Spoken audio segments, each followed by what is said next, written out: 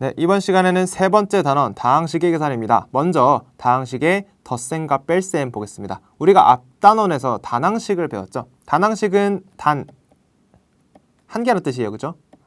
근데 항이 한 개라는 얘기입니다, 그죠? 단항식이에요. 근데 다항식은 항이 여러 개라는 뜻이죠, 그죠? 항이 두 개 이상이면 우리가 뭐라고 한다? 다항식이라고 합니다. 그래서 다항식의 덧셈과 뺄셈. 다항식의 덧셈은 당연히 뭐 괄호가 있으면 괄호를 풀어야 되고 동류항끼리 모아서 계산을 하셔야 됩니다. 다항식의 뺄셈은 빼는 식의 각 항의 부호를 바꿔서 괄호를 먼저 잘 풀어주고 마찬가지로 동류항끼리 모아서 계산을 할 거예요. 자, 예를 한번 같이 보죠. 2x 플러스 5y와 x 마이너스 3y. 자, 이게 지금 항이 하나, 둘, 두 개가 있습니다. 그죠? 얘도 항이 두 개가 있어요. 그렇기 때문에 지금 다항식의 덧셈이에요.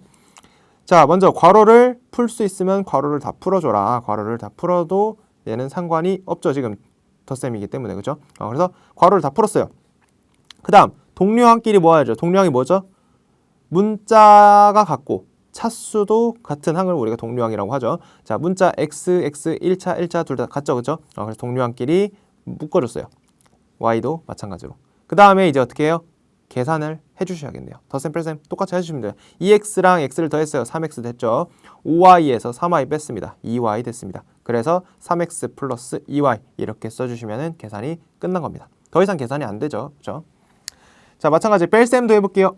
2x 더하기 5y에서 빼기 x 빼기 3y를 할 건데 얘가 이제 괄호를 풀어줘야 돼요, 그죠? 괄호를 풀 때 마이너스를 어떻게 해줘야 되죠? 마이너스를 여기도 넣어주고 여기도 넣어주셔야 됩니다.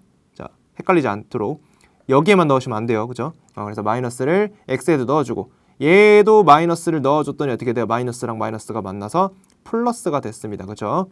그 다음 역시 마찬가지로 동류항끼리 묶어서 계산을 해주시면 되겠습니다. 2x에서 x 뺐으니까 x, 5y에 3y 더했으니까 8y 해서 x 플러스 8y 이렇게 역시 더 이상 계산이 안 되기 때문에 이렇게 답을 적어주시면 되겠습니다. 이해되셨죠?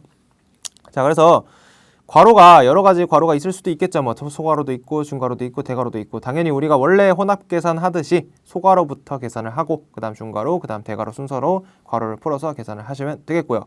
분수꼴인 다항식의 덧셈과 뺄셈은 분모의 최소 공배수로 통분을 해서 동류항끼리 계산을 해주시면 되겠습니다. 우리 분수 계산하듯이 똑같이 해주시면 돼요. 그래서 분모의 최소 공배수로 통분을 해서 동류항끼리 계산을 해주시면 됩니다. 다항식의 뺄셈에서 빼는 식의 괄호를 풀 때 모든 항의 부호를 반대로 바꿔. 아까 강조해서 설명을 했죠. 자, 얘를 뺄 때 마이너스를 여기도 해주고 여기도 해줘야 된다는 얘기예요. 얘처럼 여기만 하고 여기는 안 해버리면은 이렇게 되면 틀렸다는 얘기입니다. 그래서 마이너스를 괄호 안쪽에 넣어줄 때 꼭 모든 항의 부호를 다 바꿔주셔야 되겠습니다. 이해되셨죠? 그것만 좀 주의하시면 되겠습니다. 자, 그래서 이번 시간에는 다항식의 덧셈과 뺄셈 어떻게 했죠? 괄호 풀고 동류항끼리 모아서 계산을 하면 됐었고 특히 뺄셈을 할 때는 괄호 풀 때 좀 조심하시라 했습니다. 마이너스를 안쪽에 모든 항의 부호를 다 바꿔서 넣어주시라고 했습니다. 해서 덧셈과 뺄셈 정리해봤네요.